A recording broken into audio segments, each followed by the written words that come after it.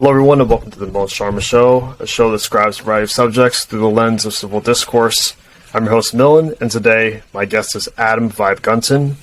He's an author, speaker, and founder of Recovered on Purpose, and host of the Recovered on Purpose show, which everything will be linked in the description section.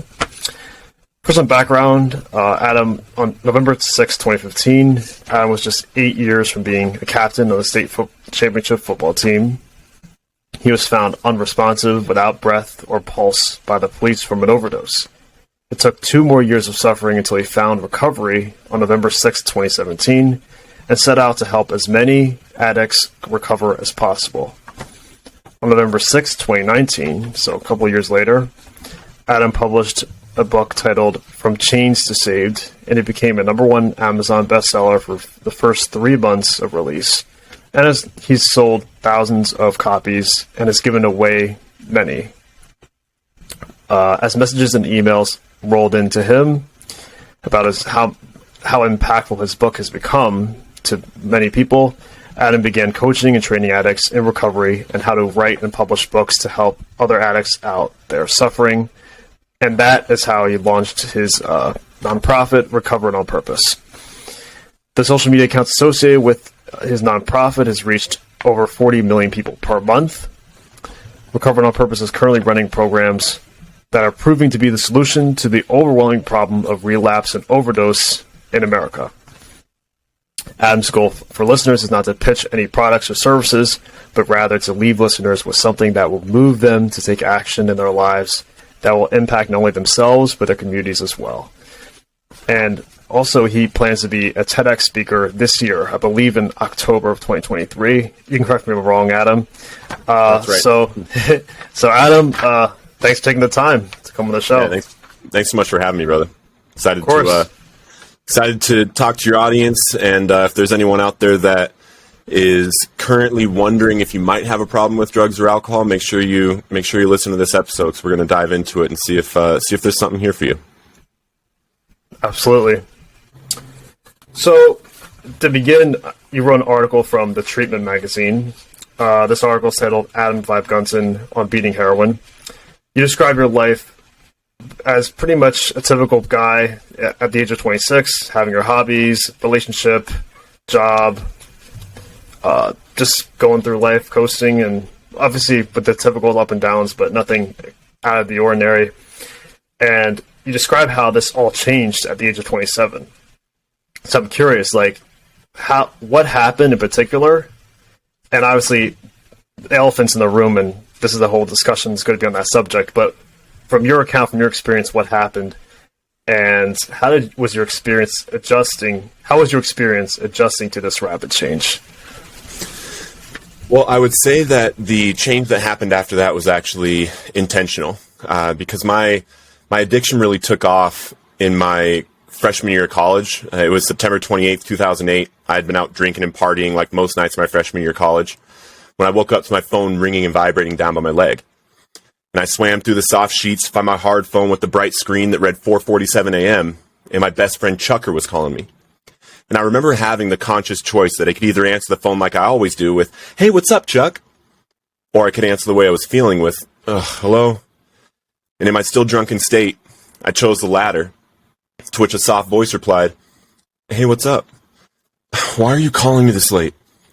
"I was just calling to say hi." "Don't call me this late again." And I hung up on him.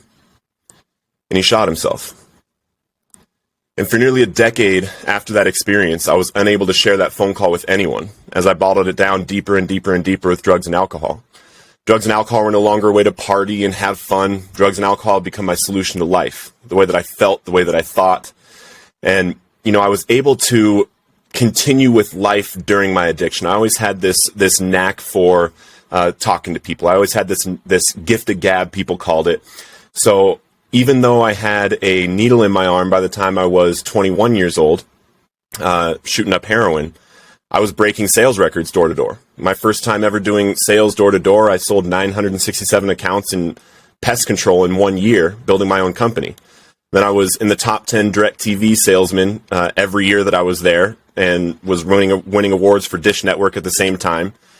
And, it was really simple for me to always keep a job because of this gift of gab. It didn't really matter what was really going on in my personal life. Like, I even had bosses that knew about my problem, but would, I wasn't stealing from anybody. The customers all loved me. I was really good with people, but behind closed doors, I was just really, really sick.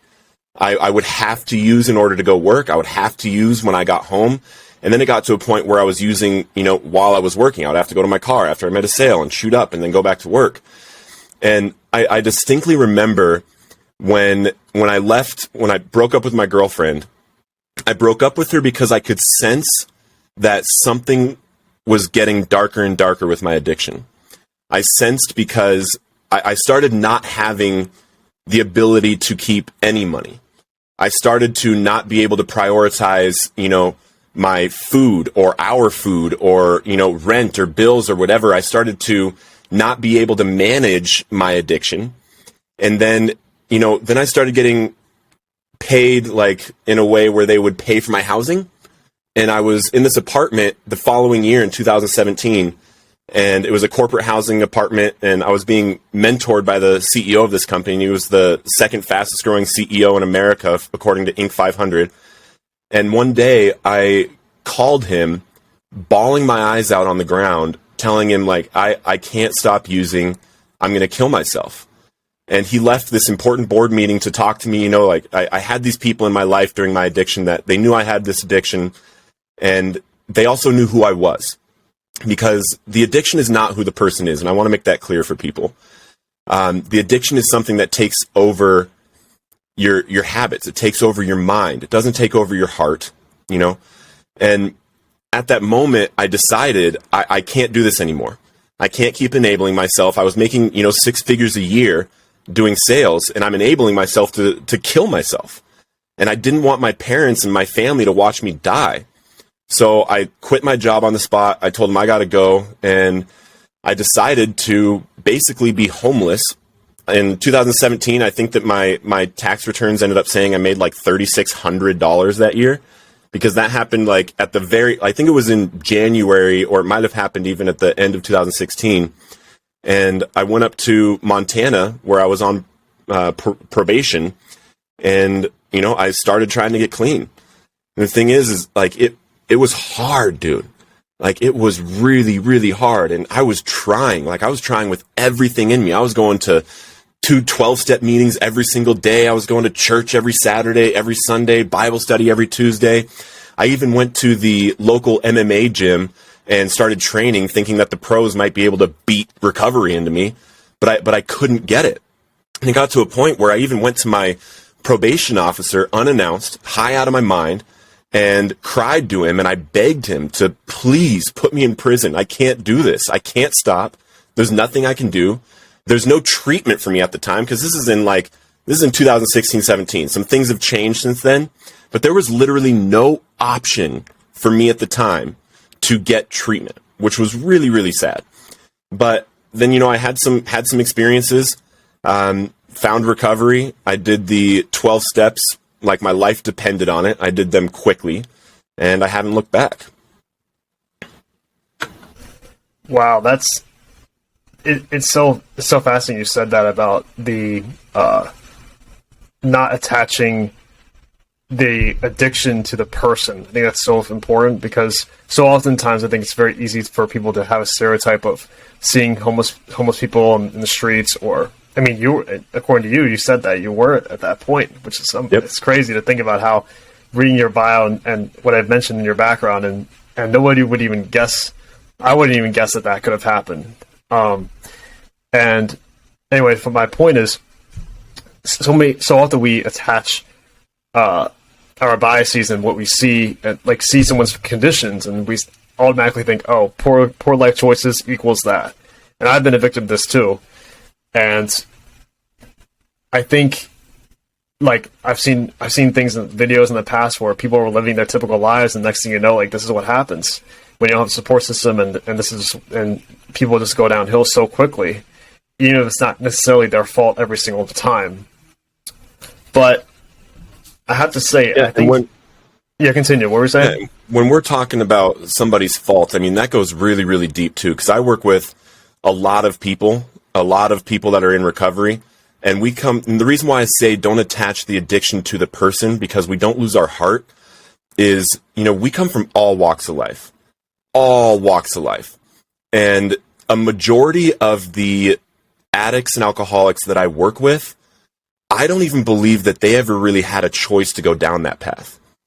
Because if you're 7 years old and you start getting molested by somebody, and then in your home, the people that you're being raised by are alcoholically drinking or, chronically using methamphetamines, what are the chances that you're not going to go down that path?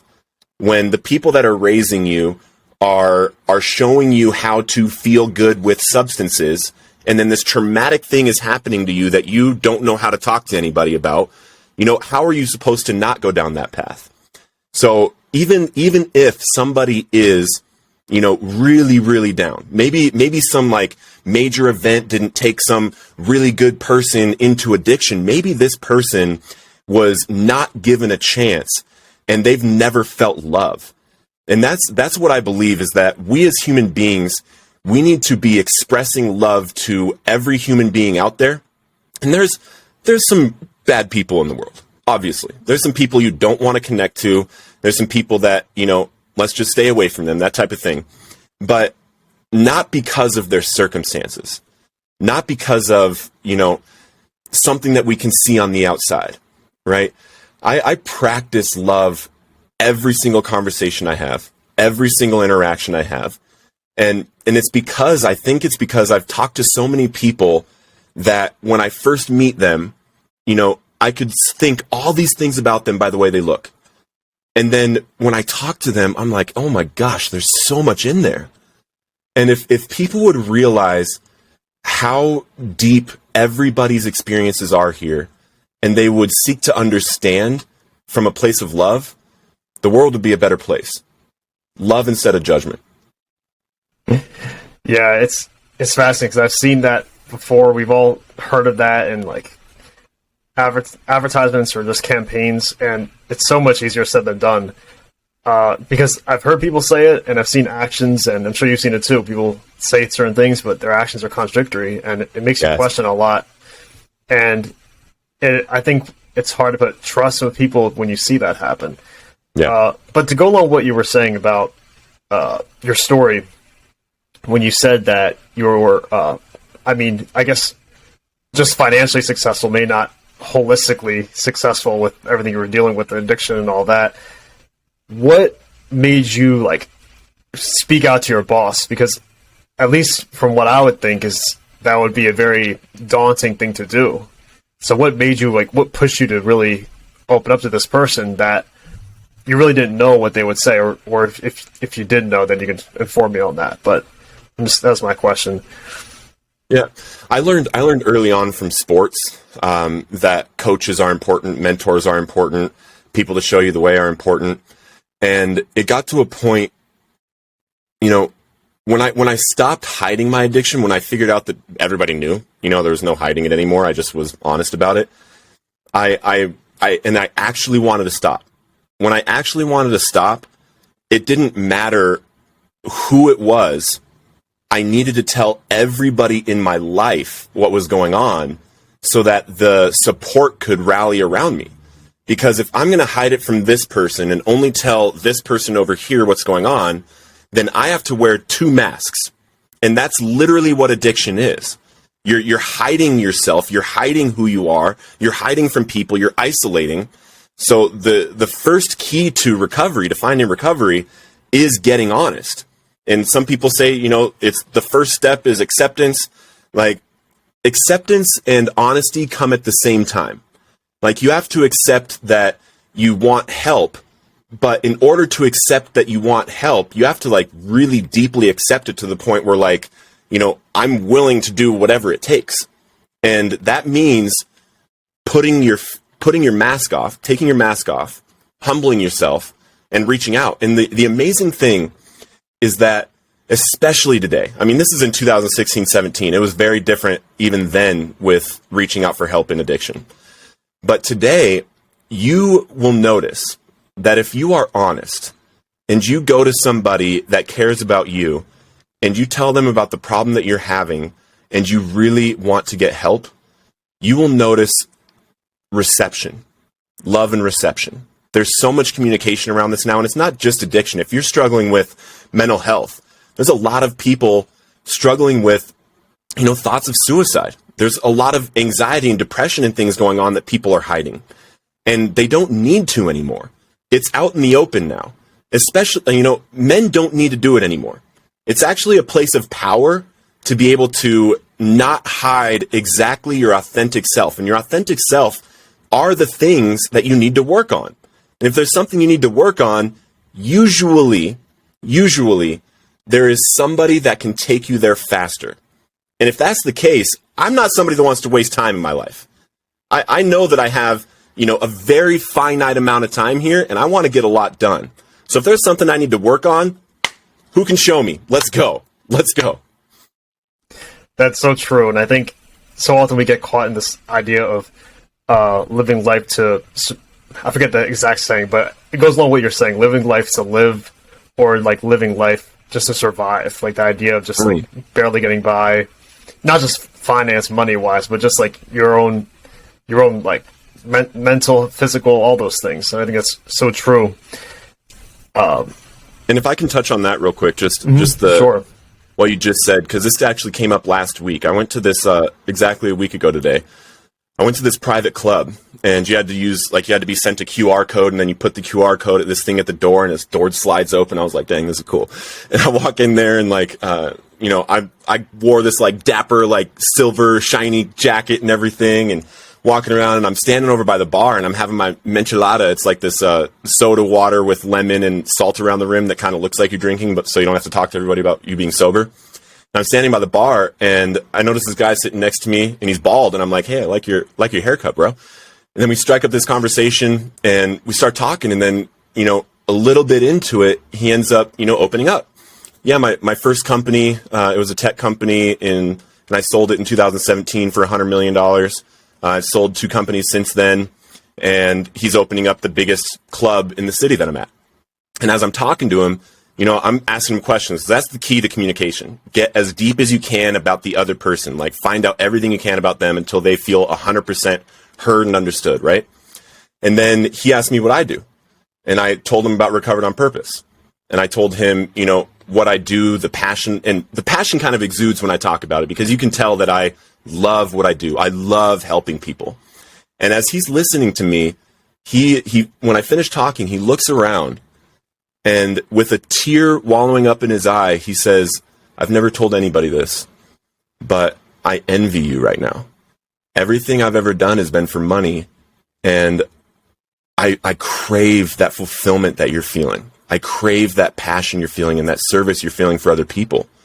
And then we ended up shifting the conversation completely and I started talking to him about how he could get involved with the cause that he wants to get involved with. And by the end of the conversation, he had an action plan that he was actually going to do in order to start working on environmental protection, because that's what he really felt in his heart that he wanted to do. And that's what life is about. Money is great. Money is great. It makes it so that you can serve more people. It makes it so you can be comfortable. You can take care of your family and everything. But if your chase is for money, you will never have enough and you will never be fulfilled. And this is coming from somebody who, 2 years ago, I was making multiple 6 figures a year again. And I have never felt the way that I do now about what I'm doing every single day. I work 10, 12, 14-hour days, 5, 6 days a week, every single week. And I love it because it doesn't feel like work. And, money's coming. It will come. So your identity needs to rest in, who you really are, what you were really put on this earth to do, who you really came here to serve, because that's where your purpose ultimately lies. Every single person here has a purpose that is supposed to help other people. That's how you find it. Yeah, I think that's a fantastic story. Wow, it's unbelievable, like the power of communication in that aspect, because the more things you're willing to share, and not only share, but have that reciprocity, which is one thing I love about podcast interviewers, all those things, is that when you have that reciprocity with somebody you just meet, sometimes you can know them for 1 hour or however long your conversation was with this person, and you can not only learn so much more, but have much more of an authentic conversation than someone you've known for months or years. I think there's so much power in that. 100%. And I wanted to talk about something you mentioned a little bit earlier when you said that. Maybe you didn't mention this, but back in 2016, obviously, like the idea of the openness of being able to spread messaging, even though there's social media nowadays, obviously it's not as powerful now. I mean, now we have these AIs, we have all these things. It's rapidly, by the time I'm 80 years old, I don't know what the heck's going to be out there, but it's really fascinating. Yeah. And with all these online applications being able to spread your message, has that inspired you to continue to keep going? Because obviously I read like the success with the big numbers, and like you said, when you're passionate about something, I believe it has to go beyond just the numbers that you see and the stories that you hear. Is that something that has kept you going and has kind of reminded you why you work, quote unquote, but it's still a lot of effort, obviously. 6 days a week for 10, 12 hours a day. Because I'm sure sometimes there could be moments of, some anxiousness or some tiredness that come up, like normal. So has that inspired you to continue to keep going? I've never, with this, like from the foundation of it, I've never thought about numbers because I don't think of people as numbers. I think of, like, when I'm thinking of Recovered on Purpose, I think of solving addiction. I think of curing and ending the addiction crisis that's going on right now. And the only reason why I even learned the numbers that got out there, about the amount of people that we've helped and everything, is because we're currently very close to being funded by some really, really large corporations. And it'll be news and everything because it's a big deal. It's a big deal what we're going after, and we actually have a plan to do it. And in order to, talk to them, I went through my messenger just for like the past couple months, just to show them like what I do in my messenger. Because what I do and what I've been doing is spreading a message, making videos, posting memes, making my show, doing the Recovered on Purpose show, all this stuff to reach people.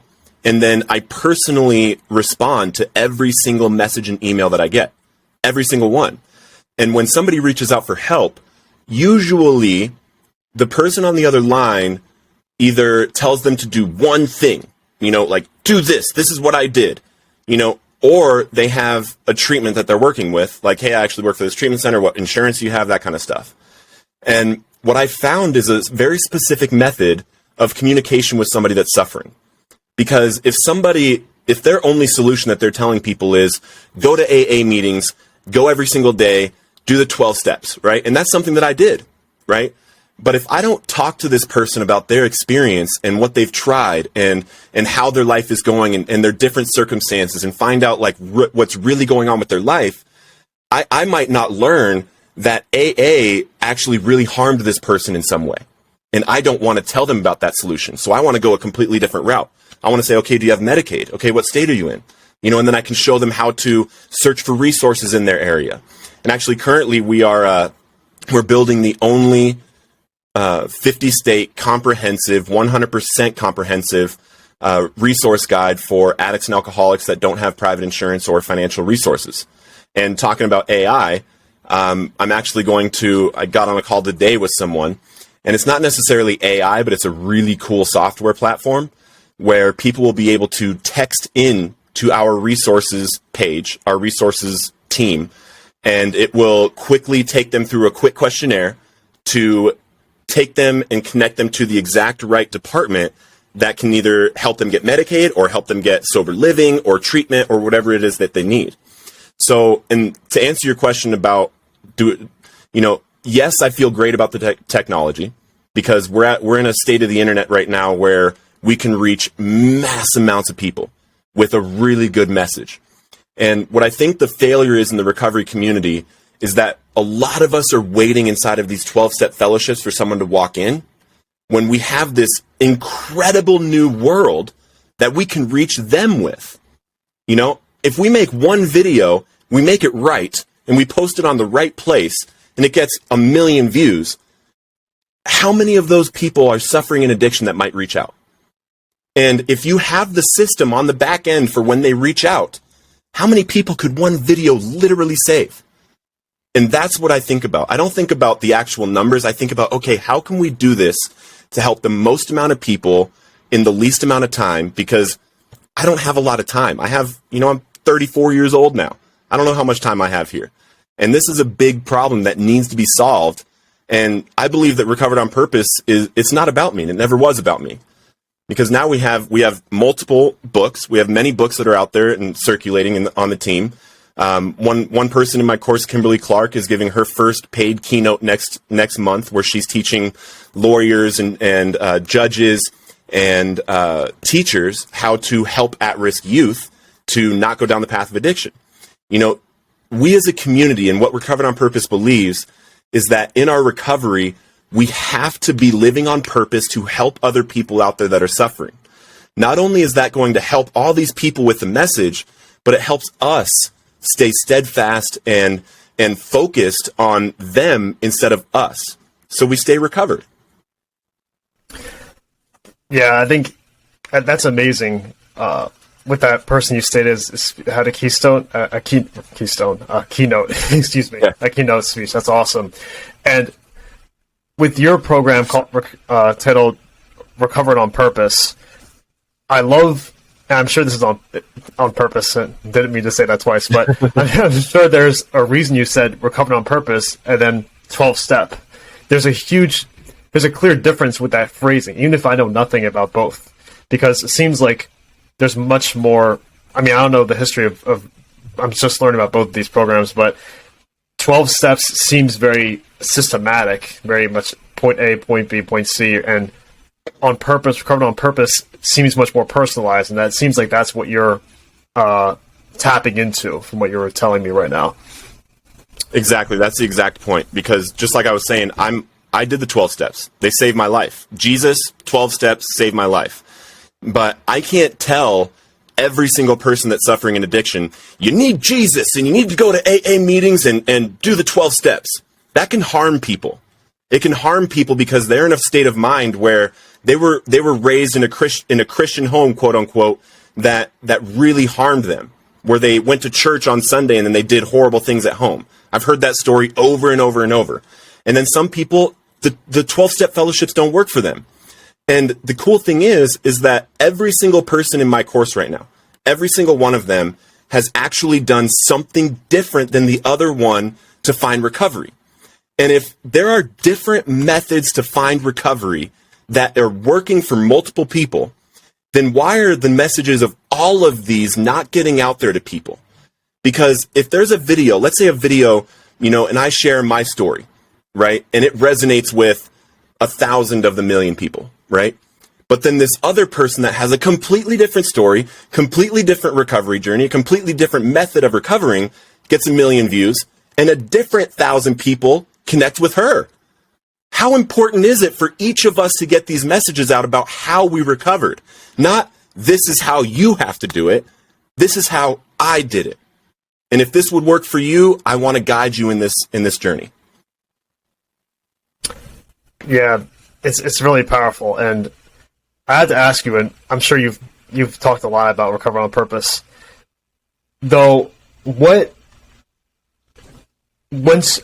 you, like, first of all, with your recovery process, which I'm sure it took, I believe it says 2 years on the script I have here, or you can correct me if I'm wrong. What motivated you, or I hate to say motivate because this is a much bigger issue than just something you had to be motivated to really look into, but what had you done, what have you seen to be somebody that says, I finally recovered out of this journey was so difficult, I finally came out of the trenches and pulled myself up with support grateful for the support systems you had. What made you go from, like, let me continue my life in this direction versus let me see the vulnerable people in all across the U.S. or wherever around the world potentially, and help them out, and to become like the first program that has a 50-state or not resolution, but 50 state reach? Like, what, I guess, made you find, like, have this inspiration to find these people to do that rather than have this basically be like, oh, like, I've recovered and I'm going to, like, not look back again. You know what I mean? Like, yeah, I'm trying to, yeah. Absolutely. I do know what you mean. And it goes back to that same story with the guy at the bar last week. Like I said, I had this business that I came on in 2019. In 2018, the company had done $48,000. I came on as chief marketing officer in March of 2019. And for the rest of that year, we did 1.2 million. And then the following year, we doubled. So through the pandemic, we doubled. And I'm making all this income, right? Like, I'm making my second year of recovery, I'm doing like $250,000. And then it grew the second year of personal income. And during this time, I had multiple times where I was like, ugh, like, I don't feel it. I don't feel what I thought this would give me. I have this brand new apartment. I have this brand new car and motorcycle and this income and this company. Why am I feeling dead inside? So I started seeking, and I went to this conference out in Vacaville, California called 100X Expansion, and it was about bringing God into your business. And the first night I'm there, it's September 2019, and there was the first session of the conference, and they had Jesus Culture playing on stage, and I was worshiping in the crowd. I knew nobody there. I went on a whim, and I was like, I'm going out there to learn. And I have my hands up, and I'm listening and stuff, and then I just hear this voice, bro. And it's a familiar voice to me. And it was right in my heart. And it said, your new company's called Recovered on Purpose. And I looked up, I was like, that's good. I pulled out my phone and I got the domain name right there, checked it on Secretary of State, made sure it's available. I was like, dang, that is mine. I was like, cool. And then we're going through the conference and everything. And the last day of the conference on September 28th, someone came up on stage and started talking about self-publishing a book. And I'm like rigorously taking notes, and I'm like, okay. And I'm listening, and I'm taking all these notes. And then I heard that voice again in my heart.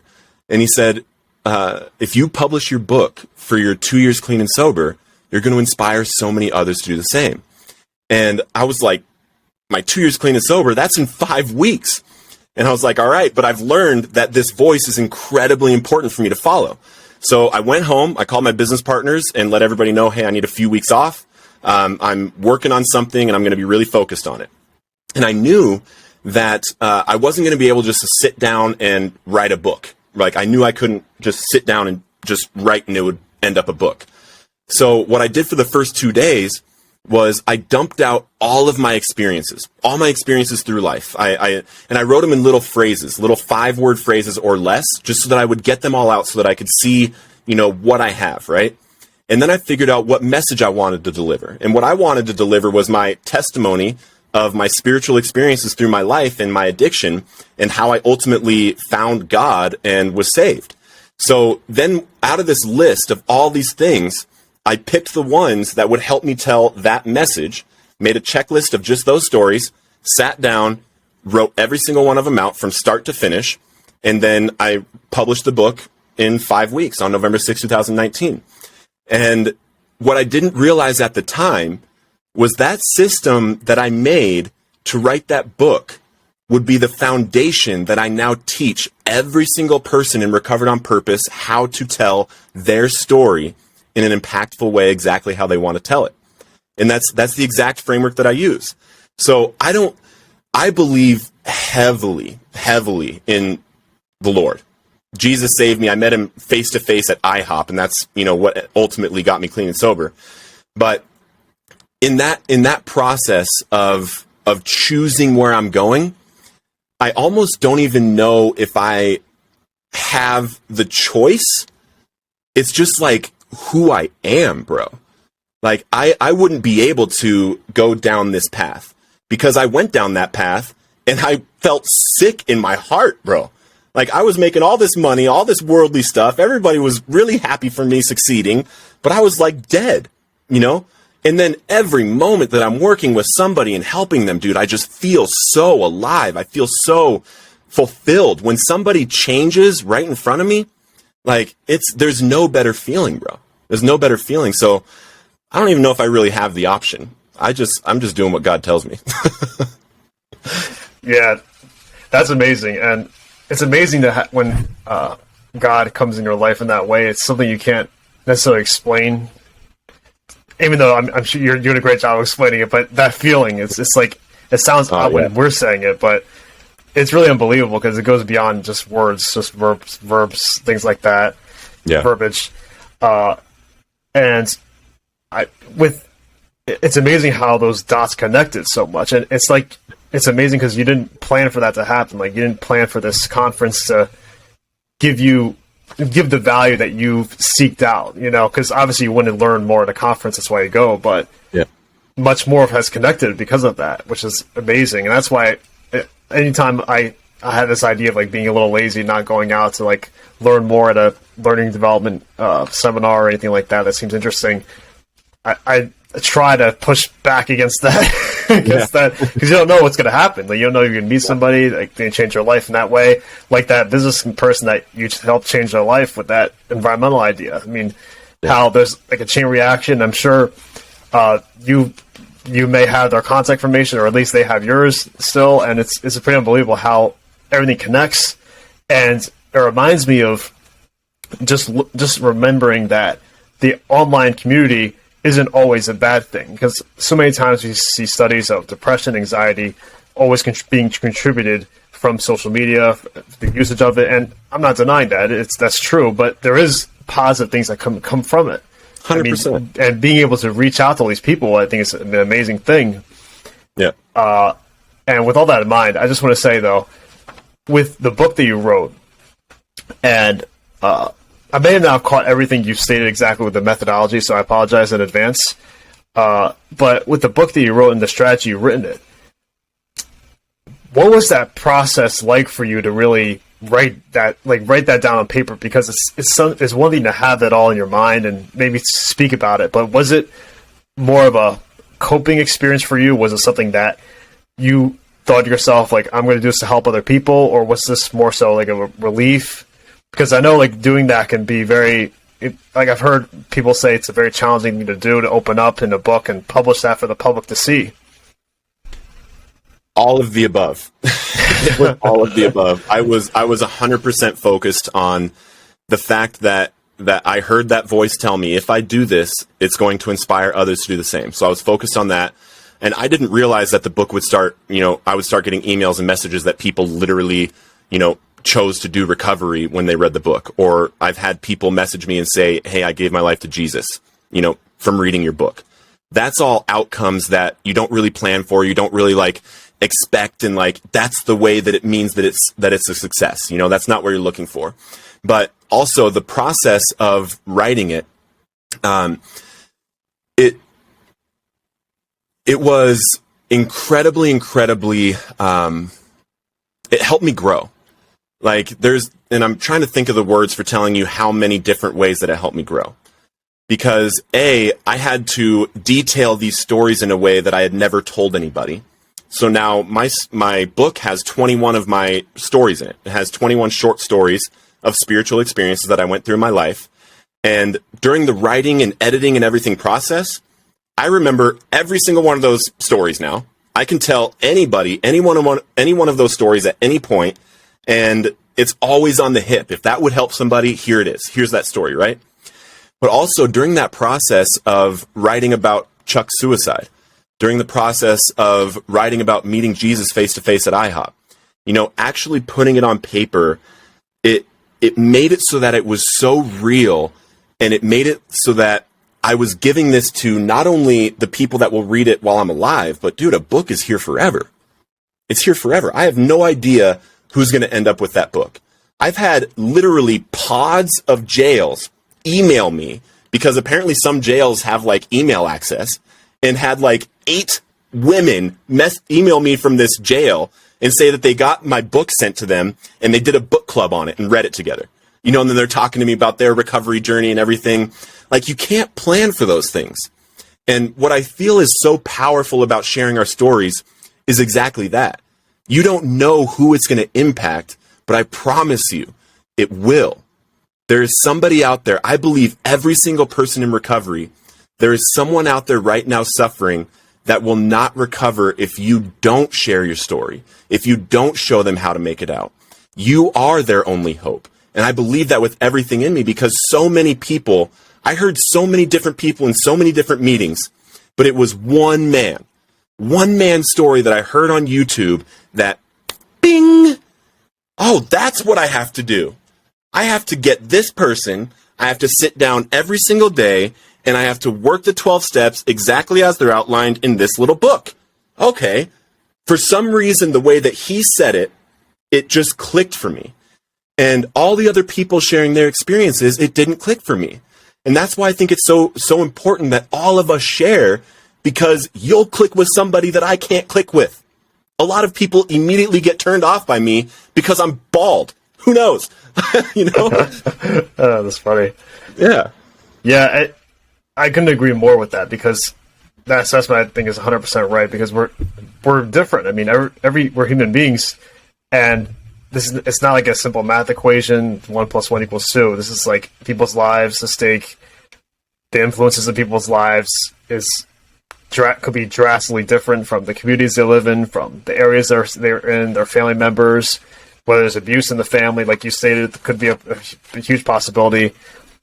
And I think it's so true. And when you mention like having that religious moment, I think it's really awesome that Jesus was that impact for you, had that impact like that, because so often I think we hear, and not that this waters down anything, but we hear all these stories about how religious institutions are like a negative force for so many people, and people are victims of certain abuse in there that occurs, and that definitely happens. But I think that overshadows a lot of the positives. So I'm really glad you mentioned that.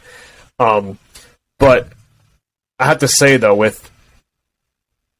just to go along with the fact that we're all different, and just it's amazing that you've recognized that idea of what not one shoe fits everybody, and your messages could be completely different than maybe another man, another woman from somewhere else in the country that shares a message that inspires them to recover. Yeah. And I think I was losing my train of thought. I just had a thought, but I kind of lost my train of thought there. But yeah, it's a fascinating thing to see. Thank you. And I think I'll just ask this next question here for you. So, an article you wrote, I believe it's the same article I mentioned in the beginning of the interview. You wrote about 3 habits that can change your life. So, sticking to a morning routine, don't shy away from learning, and spend 1 hour per day doing something you love. Yeah. Obviously, these are this is easy. Oh, it's so easy having just 1 hour, but it's so funny how we like live in a haze, and a day goes by so fast without being intentional. But I have to ask you, like, with sticking to a morning routine, describe to me what your routine is that keeps you sane, thriving, or just content. You do not want to hear my routine. You do not want to hear my routine, bro. No? Okay. No, I'll tell you. I'm joking. I get up at 5 a.m. and I hop in 35-degree water for 8 to 12 minutes, and then I start with my worship and time with God. I journal, read my Bible, write my thoughts and everything. I don't know if this is video or not for the listeners, but showing every single day. I journal what's going on that day, what happened the day before, kind of thoughts, feelings that I'm having, anything that I'm working on or I need to work through.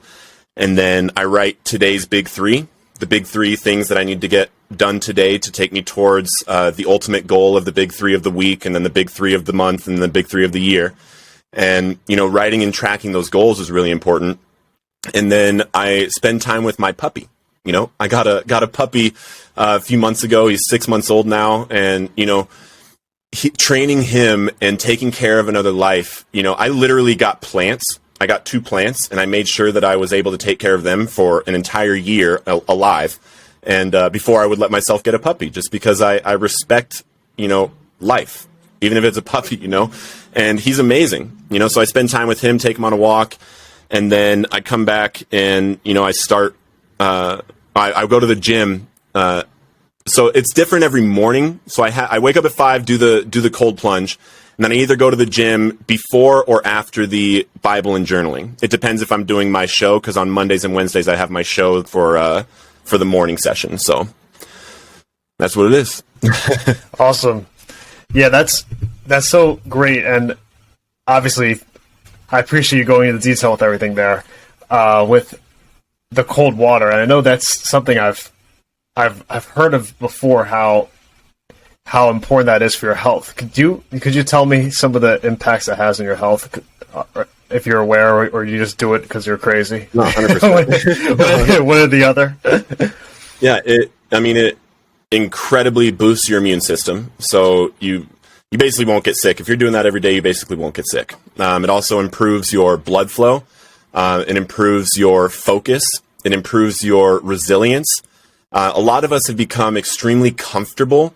And you have to imagine, a while ago, we didn't have air conditioning, heaters, and that kind of stuff. Like, we were in the elements, right? So we developed parts of our brain that we have now shut off with comfort. So there are actually parts of your brain that can be accessed by giving yourself extreme temperature, challenges, getting yourself at extreme cold, to where you are telling yourself, I want out, but you stay in because you're telling yourself, I have to. It activates parts of your brain that will then build a layer of brown fat over you, which looks like muscle, and it actually shows up powerful. And then I stay in for, a long time. Most people will do 2-3 minutes, and they do it at like 42 degrees. But I've worked up to that point because I've gotten to a point where, dude, my mind doesn't get to tell me what I can do. My mind doesn't get to tell me what I want to do. If I say we're doing something, this thing shuts up because we're doing it. And that's what I found in cold plunging, because, 8 to 12 minutes, 3 minutes, you get all the physical benefits. Anything over that is all psychological. Like, you can come at me with anything, bro. You are not hitting me in this head. You can't do it. Yeah, that's amazing. I really commend you for that, because it's that reminds me of some of the things I've done. When I was at college, I would compete in cross country and track, and there's always something about like going above and beyond, like just simple. Just going to the gym and going home. Of course, that's great for you. I'm not taking anything away from that. That should be done consistently when you can. But when you had to like when I was competing in races and like doing these like hard training sessions, you learn so much about yourself, like what you can take. And in my opinion, I don't know about you. You can speak on your own perspective, but your confidence grows because you realize, wow, like I initially didn't think I could do this. Like, I was thinking, I went to college. I'm like, all right, that workout's ridiculous. Like, what? And then the coach said, you can do it. Like, trust me. Like, you're much more stronger than you believe. Yeah. And it's one of those things, like with the reps. Like, one time I had 10 reps of something, and he said the 8th rep go as hard as you can, because or the 9th rep go as hard as you can, because the 10th one is always, I don't want the last one to be the fastest for like this workout we were doing. And he said, I don't want that to happen. I want your 9th one to be the fastest. So it's just fascinating with how your mind works with that. I think that psychological aspect is not discussed about enough, because it helps you with time management and everything. I'm sure like you're mentally sharp with your business you're running, and being sharp with the nonprofit you're running, I believe, is a major factor in helping people. 100%. 100%. And that's my belief, is that we should all be working towards our optimal and best selves in order to serve people best. Like, if I wasn't doing everything that I'm doing, could I attract people the same way that I do to recovery? I want my life to be attractive for people to want recovery. I want to do things that show people that life in recovery is not just quitting drugs and alcohol. I want them to be like, oh, I can live a good life there. I started living by this I call it a personal why statement, right? A personal why statement. And I wrote it on my whiteboard a long time ago, and it's actually back on my whiteboard. But I change it every so often for why I'm doing what I'm doing. But I am the example of what's possible for someone when they recover. And if I'm telling myself that I am the example, right, that means that everything that I do day in and day out, I'm thinking about how this will look for somebody that needs help. How can I be the best version of myself every moment of the day in order to always be available for someone to find help? And if someone was to see me doing what I'm doing now, would they want what I'm doing now? Would they want to come into recovery based on how I'm living? And that's what I want to do. I want to love people every possible way I can. And for me, that looks like extreme hard work and discipline on myself and shutting my mind up that tells me I'm not good enough, that tells me, you don't want to get up right now. This bed is really comfortable. It's an instant shock to the confidence when your body says and your mind says, I don't want to get up. And you get up. You say, shut up, mind. And then you hop in 35-degree water. Your mind learns to shut up. Absolutely. I mean, yeah, it's one of those things you can't, in my belief, you can't read it. You can't read these lessons in a book as much as you'd want to, because the experience just trumps all of that, in my opinion. Yeah. 100%. Yeah. But, Adam, I thank you for coming on the show, man. I really appreciate it. This is an awesome discussion. I'm learning about everything that you've been through, what you're working on, and what you're continuing to work on. And I just want to ask you, how could anybody that's listening right here, how could they follow your work and your show? Where could they find you? Facebook is best. Recovered on Purpose on Facebook. I answer every message there.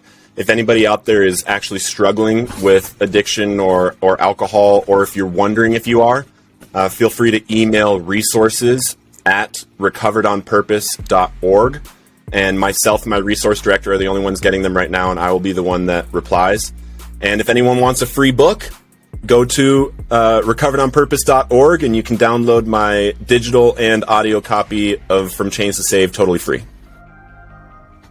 Awesome. Thank you very much, Adam. Thank you so much for having me, brother. If you enjoyed that segment of the Nolan Sharma Show, consider subscribing and clicking the link in the description section to follow the show on all of your favorite audio platforms. Also consider supporting the show if you really enjoy my mission of having powerful conversations through civil discourse. Cheers.